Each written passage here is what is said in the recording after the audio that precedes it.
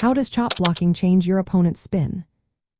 Have you ever wondered how a simple chop block can completely alter the dynamics of a table tennis match? Let's break down how this technique changes your opponent's spin and affects their game. Chop blocking is a defensive stroke that counters an opponent's topspin shot. When your opponent hits a topspin, the ball rotates forward, causing it to dip and bounce aggressively. A chop block counters this by slicing underneath or around the side of the ball. This motion can reverse the topspin into backspin or neutralize it entirely. When you execute a chop block, you are not just returning the ball, you are changing its spin. This technique can convert heavy topspin into heavy backspin or even a mix of backspin and sidespin.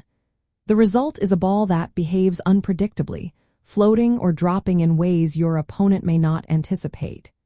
This change in spin forces your opponent to adjust their stroke timing and racket angle. They may find their usual topspin attack less effective, leading to errors or weaker returns. The practical effects of chop blocking are significant.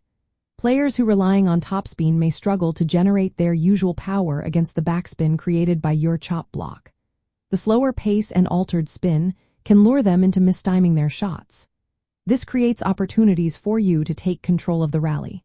Since chop blocks are often executed close to the table, they can surprise opponents who expect a straightforward block or counterattack. Timing is key when using chop blocking. It is especially effective against slow or medium-paced topspin loops. The heavy topspin from your opponent can be turned into a challenging backspin return. Use this technique when your opponent is drifting away from the table or when you are out of position. It is best to use chop blocking sparingly within rallies to maintain an element of surprise. Following up with an attacking stroke after a chop block can capitalize on your opponent's disrupted timing.